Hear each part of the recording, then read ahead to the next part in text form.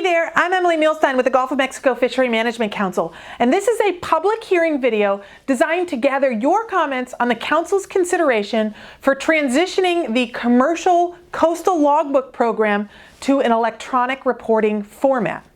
So the Gulf and South Atlantic Councils are jointly considering requiring commercial permit holders to submit commercial coastal logbooks electronically rather than mailing paper logbooks. In the Gulf of Mexico, this would impact commercial reef fish permit holders and commercial coastal migratory pelagic permit holders. Now, these changes apply to the commercial coastal logbooks and do not impact the individual fishing quota reporting requirements. In the South Atlantic, permit holders with snapper grouper, coastal migratory pelagic, and/or Atlantic dolphin and wahoo permits would be impacted by this action. So the Council's aim to improve timeliness and efficiency of commercial logbook data that is collected. This timeliness and efficiency should be increased for both the fishermen who are making the reports and the Science Center side who is collecting the data and using it. It also hopes to improve our monitoring and our compliance for the program. And eventually, we hope to achieve a one-stop reporting platform for vessels that hold multiple permits. Under an electronic reporting platform, permit holders will continue to report trip-level fishing activity within 7 days after fishing.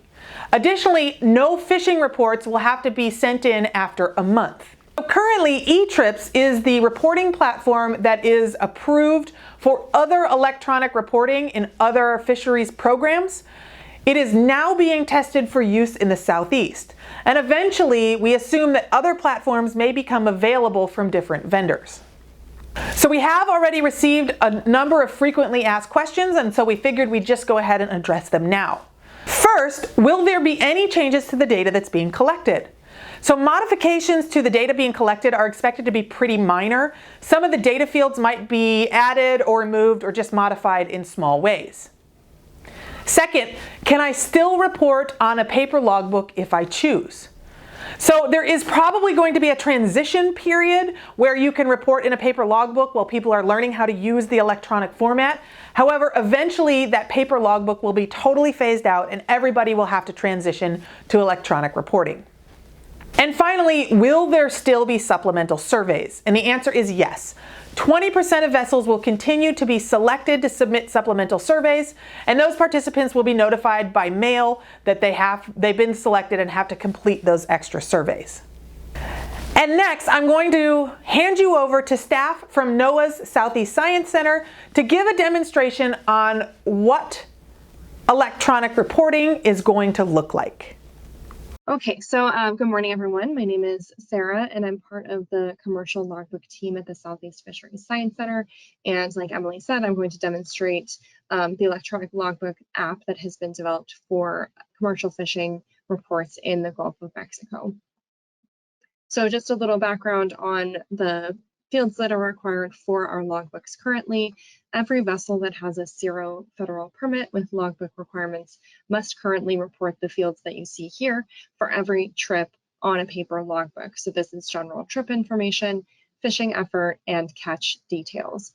Some vessels, due to their fishing behavior or their permits, have multiple efforts because they have multiple gear types, but most vessels just have one effort per trip. And like Emily mentioned, a portion of the fleet are selected to report supplemental data. So 20% are selected to report their trip expenses, and 20% are selected to report trip discards. So these are the additional questions that will be received by those that are selected. The economic questions or the trip expense questions are at the trip level, and the discard questions are at the species level. The new electronic logbook is designed to replace the fishing trip reports, then the surveys that we just mentioned that are associated with the logbooks, and the no fishing reports, which are due monthly when no fishing takes place. So right now we just have the one mobile app that's approved for people who have dual permits, but in the future other developers will have the opportunity to develop software, a website, or other forms to be able to report these requirements. NOAA is not developing this software, but we will provide technical specifications to allow outside vendors to know what our requirements are. eTrips runs on several different devices. The most common is going to probably be a cell phone or a tablet, which is fairly easy to use on a fishing vessel. And on those devices, the data are entered and then will be uploaded when either Wi-Fi or cell service allows.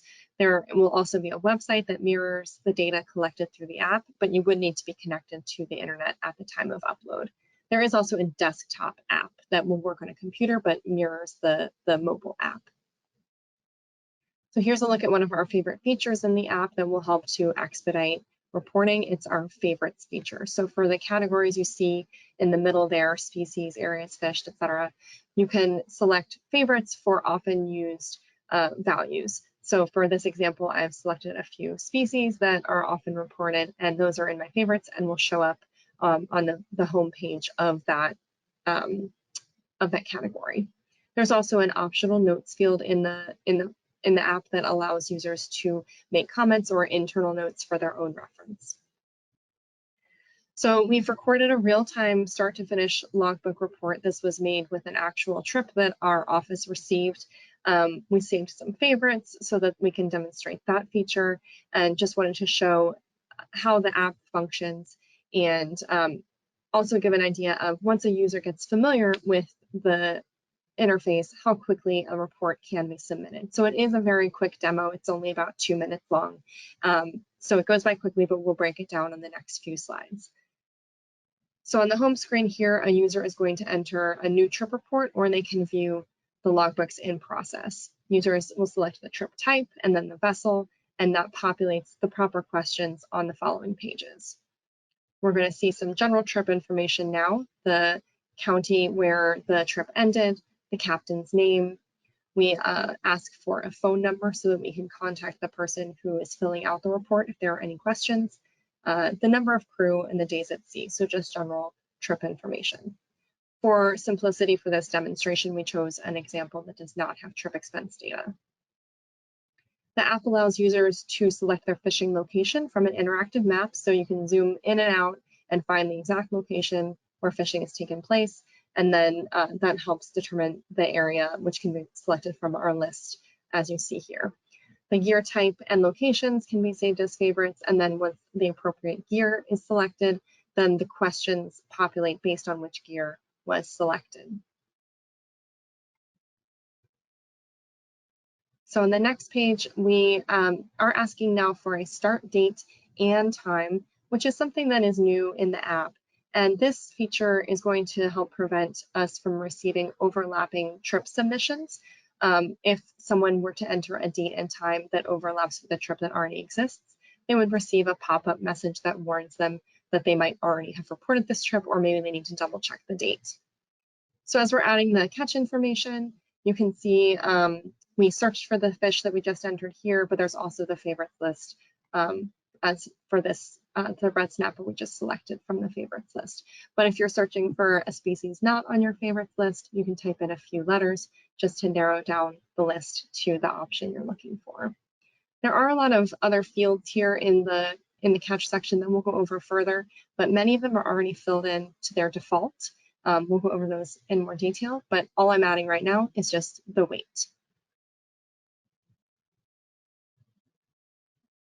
And so lastly, we're going to offload our trip. So we select all the fish that were caught and then add our dealer and end port information. So the port of offload, the date of offload, and then finally the dealer. The dealer is selected from a list that we get populated from our database as well. And then finally, the trip is certified for accuracy and completion and uploaded to the database. So we're going to go over each section a little more now. Going back to that very first page, we are asking for a trip type, which is something that we never asked for before, simply because we sent the correct logbook to the fishers based on what permit they have. But because we have other partners using this app, we just need to know which type of trip they're taking so that we can populate the correct questions.